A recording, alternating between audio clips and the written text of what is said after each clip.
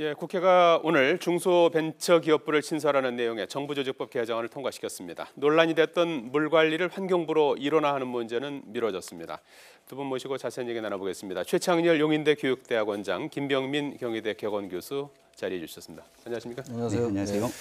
자, 먼저 정부조직법 개정안이 우여곡절 끝에 오늘 결국 통과됐습니다. 네. 예, 그 물관리 문제는 일단 좀 미뤄두고 정부조직 개편안을 이제 통과를 시켰는데요. 주요 내용을 좀 짚어주시겠습니까?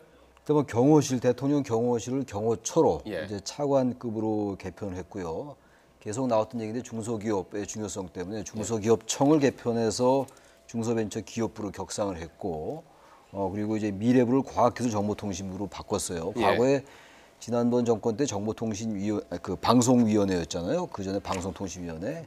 그 전에 정보통신부였거든요. 그대로 다시 환원하는 거로 보이고, 물론 이제 방송통신위원회는 그대로 존속합니다만, 그리고 이제 국가보훈처장을 장관급으로 격상해서 차관급이었거든요. 그리고 행정자치부를 다시 또 행정안전부. 이 지금 행정자치부 이름은 계속 바뀌어요. 지금 안전행정부였다가 행정자치부 다시 이제 행정안전부로 왔고, 지난 그 2014년도에 그 세월호 참사 이후에 국민안전처가 생겼었잖아요. 국민안전처 폐지했습니다. 사실 유명무실했다고 해서 폐지를 했고, 해양경찰청은 해양수산부의 외청으로 독립을 시켰고요. 예. 그리고 소방청은 행정안전부의 외청으로 독립을 시켰습니다. 이런 것들이 이제 기본 골격인데 예. 이 정부조직법 개정안이 처음에 발표됐을 때도 야당도 사실 크게 반발하지 않았었어요. 그러나 그동안의 정부 현안 때문에 정부조직법이 밀려 있었고, 아까 말씀하신 물관리 일원화 문제는 지난 정권 때 그 4대강 문제를 좀 의식한 것 같아요. 이 여권, 그 당시 여권이었기 때문에 지금 이제 자유한국당 등 야당이 바로 그래서 그 문제는 다음 이제 2차 개편 때 하든가 이렇게 넘기기로 했습니다. 상임관리위원회에서. 전반적으로 큰 이제 커다랗게 정부 조직이 개편되는 건 아니고 기본적으로 틀은 유지하는 선에서 일단 그 여야가 합의해서 통과됐습니다. 예, 인수위 없이 출범한 문재인 정부 아니겠습니까? 그래서 전체적으로 정부 조직을 크게 손대지는 않은 것 같아요. 그렇죠. 이제 무리하지 않는 방향 속에서 정작 필요한 부분들을 고쳤다 이렇게 볼 수 있는 거고요. 그럼에도 불구하고 박근혜 정부에서 추진했던 내용들에 대한 일부 개편은 분명히 있었습니다. 그게 이제 박근혜 정부 하면 떠오르는 게 창조 경제 아니겠습니까? 그러니까 미래창조과학부라고 하는 이 부처에 대한 성격을 바로 이제 과학기술정보통신부라고 개편하게 되는 과정을 이르게 되는 거고요.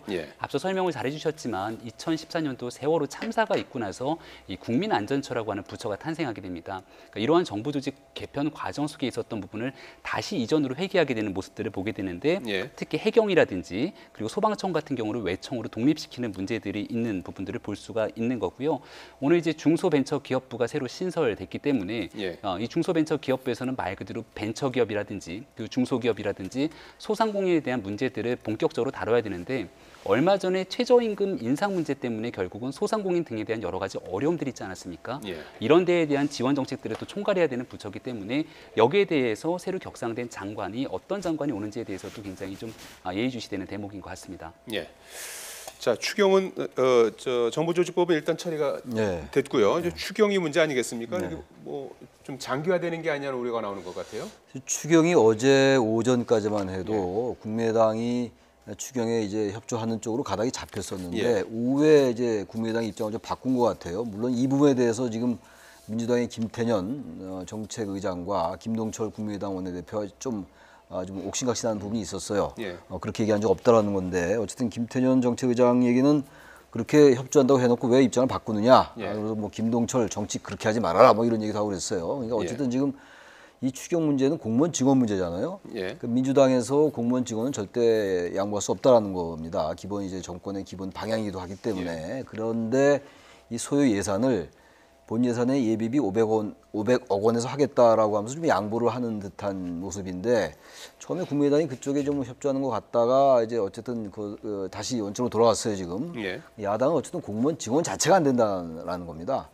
그래서 이 부분은 여야가 접점을 찾기가 지금으로서는 대단히 어려워 보입니다. 기본 방향 자체가 틀리기 때문에 지금 정권의 입장에서는 경찰관이나 소방관 그리고 사회복지사 등 이런 현장직들이기 때문에 어차피 지원의 필요성이 대두됐던 직책들이고 반드시 필요하다는 건데 지금 야당에서는 어쨌든 이 공무원 직원이 후대에 부담을 주기 때문에 안 된다는 입장이라서 이 부분은 좀 여야가 빨리 접점을 찾아 나가야 될 거라고 보여집니다.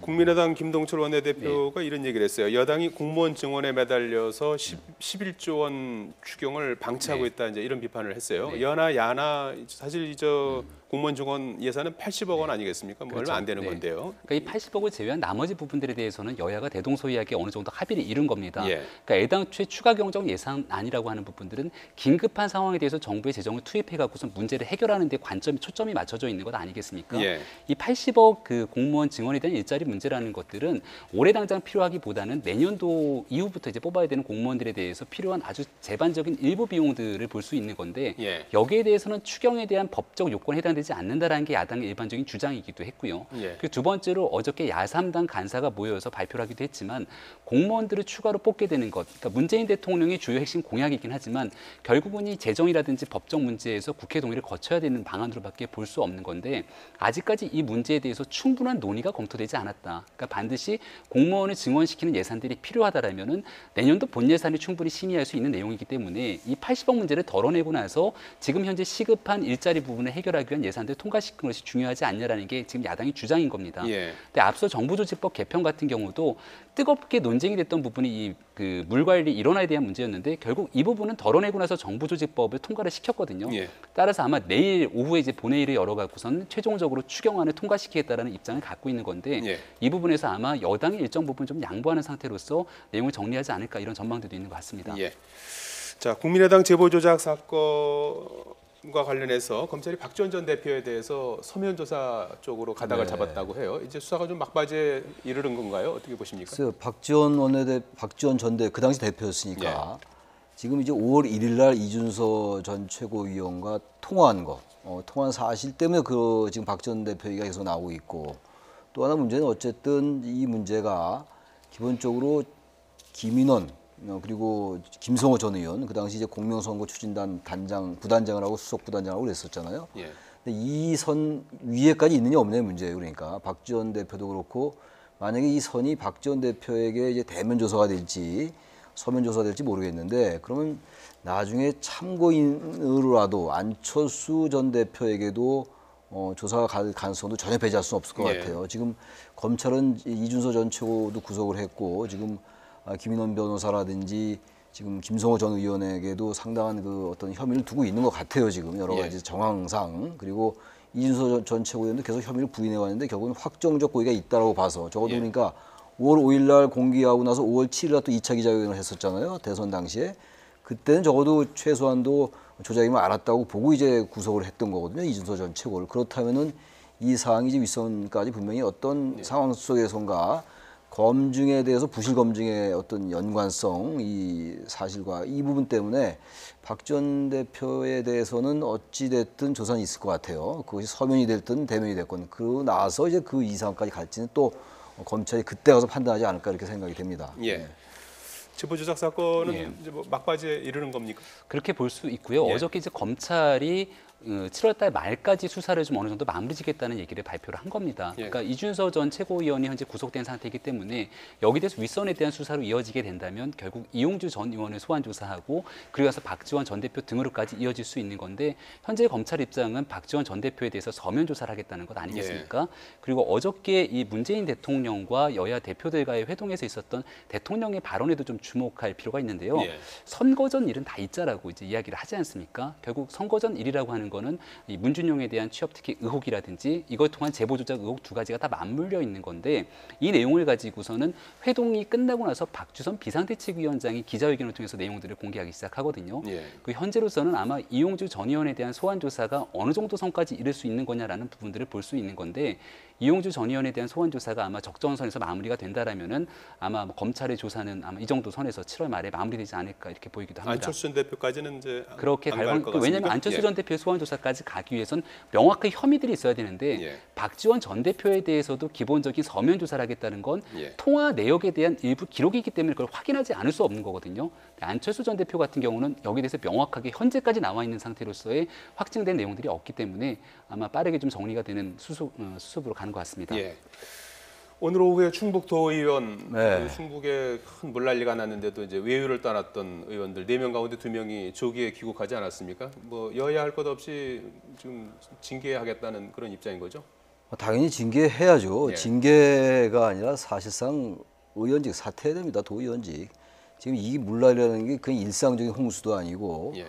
충청북도 지역을 특별 재난 지역으로 선포하고 있는 이런 상황인데 도의원들이 이런 상황을 놔두고 해외에 나갔다는 건 상상할 수가 없어요. 예. 게다가 지금 뭐 계속 언론에 나오고 있습니다만 김학철 도의원 자유한국당 소속 그건 뭐 도저히 있을 수 없는 발언을 해가지고 또 지금 많은 논란을 일으키고 있는데 그 김학철 도의원은 아직 귀국하지 않았어요. 지금 예. 뭐 나중에 귀국하겠습니다만 기본적으로 지금 뭐 화면에 나오고 있네요. 뭐 입이 10개라도 할 말 없다. 그런데 저런 뭐 사과가 문제가 아니라 정당으로서는 당연히 징계해야 되는 것이고 그리고 이 도의원은 광역의원이잖아요. 광역의원이 됐건 기초의원이 됐건 선출 권력이라는 직책은 국민을 대표하는 공직입니다. 예. 임명직하고 또 다른 것이고 이런 상황 속에서 외유를 나왔다. 이 자체는 뭐 어떠한 명분으로도 합리화될 수 없다. 그래서 저는 정당의 사퇴는 정당의 징계는 징계인 절차인 것이고 예. 그 이외에 국민들의 반응 그리고 지자체의 반응에 따라서 저는 사퇴까지도 고려할 필요가 있다고 생각합니다. 저는.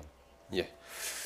자, 오늘과 내일 이틀 동안 청와대에서는 문재인 정부 첫 재정전략회의가 열리고 있습니다. 먼저 문 대통령의 언급 잠깐 들어보고 말씀 이어가겠습니다. 저성장, 양극화의 구조적인 문제를 해결하기 위해서는 경제 패러다임을 근본적으로 바꿔야 합니다. 경제 정책의 중심을 국민과 가계에 두는 발상의 전환이 필요합니다. 그것이 새 정부가 지향하는 사람 중심 경제이고 국민 성장입니다.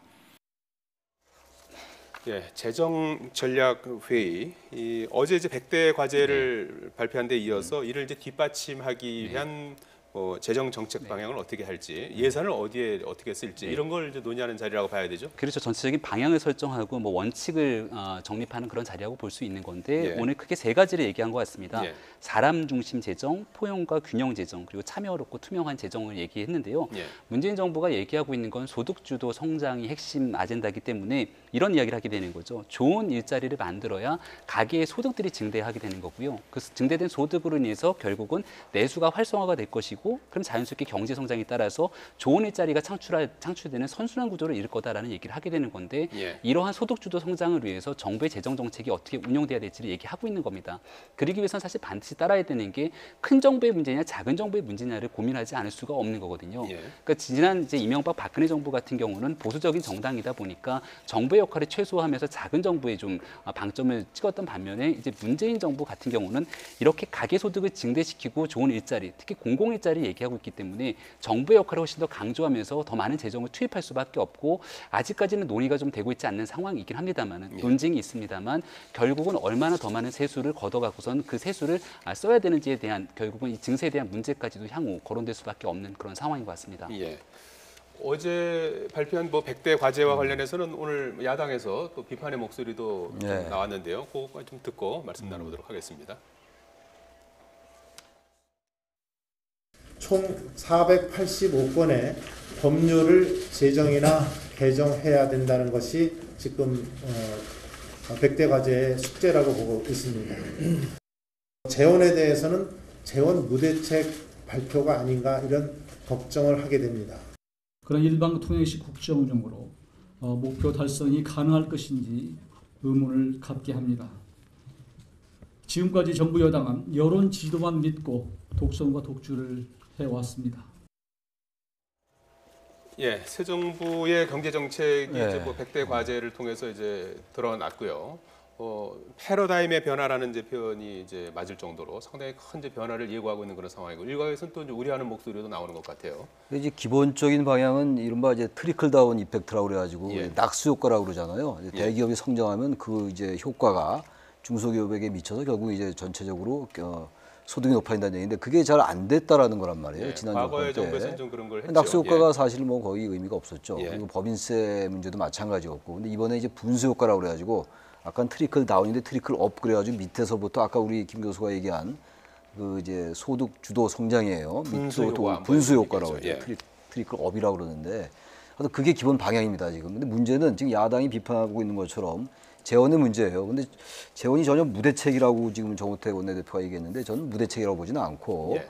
지금 이제 정부가 얘기하고 있는 이 대책은 일단 세입을 확충하고 그리고 정부 지출, 이 세출 구조를 좀 조정하겠다라는 얘기거든요. 그리고 그런 걸 통해서 이제 어떤 새로운 재원 발굴을 해 나가겠다 이런 얘기예요. 그러니까 증세 없이 일단 이 복지 재원을 충당해 나가겠다. 100대 과제 로드맵에 소요된 예산을 충당하겠다라는 건데, 전 야당의 이 비판은 뭐 정치적인 비판이니까 재원 부대체라고 비판할 수 있다고 보고, 국민의당도 뭐 독선독주라고 뭐 정치 공방인데 저런 측면보다는 일단 우려된 바는 분명히 있어요.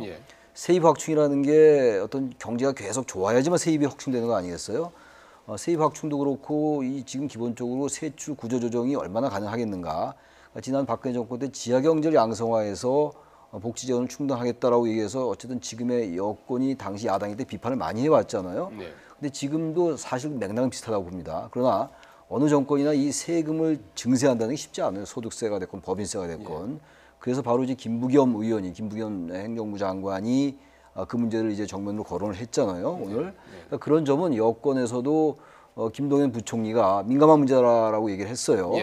그러니까 민감한 문제입니다, 정말로. 그러나 만약에 정말로 재원이 필요하다면 178조를 얘기하고 있는 거잖아요, 5년 동안에. 그렇다면은 세입 확충이라든지 세출 구조 조정을 안 되는 부분들에 대해서는 국민들에게 부당하게 설득할 작업이 필요하다. 무조건 전혀 증세 없이 된다라고만 얘기한다면 야당의 저런 비판은 비판이거니와 사실상 이런 부분들이 나중에 재원 때문에 난관에 부딪힐 수가 있거든요.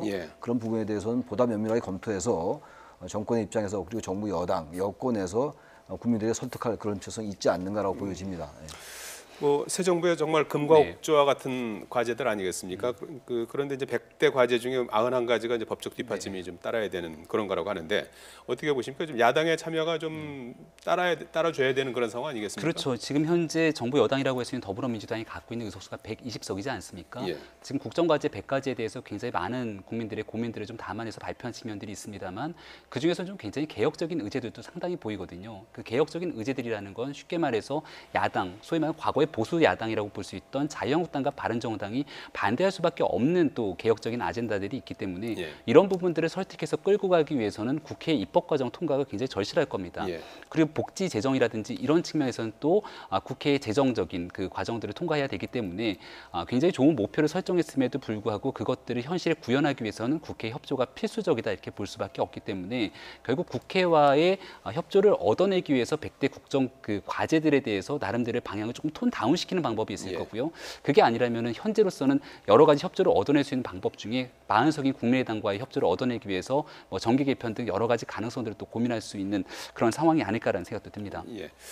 자, 오늘 청와대가 박근혜 정부 청와대에서 작성된 문건 504건이 발견됐다고 밝혔는데요. 우선 대변인 설명부터 잠깐 들어보시겠습니다. 2015년 4월부터 6월 국정환경진단 및 운영기조라는 문건에는 보수 논객, 육성 프로그램 활성화 등 홍보 역량 강화, 보수 단체 재정 확충 지원 대책, 상대적으로 취약한 청년과 해외 보수 세력 육성 방안이 담겨 있고 특정 이념 확산 방안을 청와대가 직접 주도한 것으로 보이는 부분입니다. 발견된 문건에 대한 이제 분석 작업을 계속 하고 있는데요. 전체적인 내용이 특정 이념 확산을 청와대가 주도했다 이런 의혹이 제기된 거죠? 지금 이제 지난번 14일 날 문건이 처음 공개됐잖아요. 공개를 했는데 그때도 나왔던 얘기가 건전 보수권을 국정 우군으로 적극 활용한다 이런 얘기가 있다고 발표를 했었어요.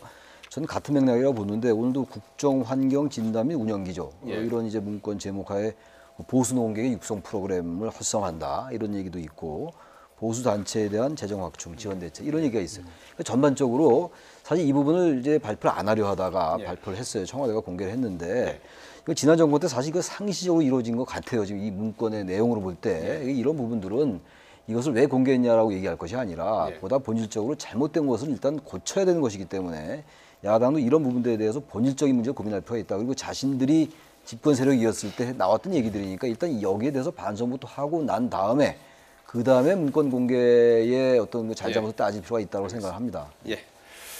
자, 시간이 다 돼서 여기서 줄이도록 하겠습니다. 최창렬 용인대 교육대학 원장, 김병민 경희대 교원 교수였습니다. 고맙습니다.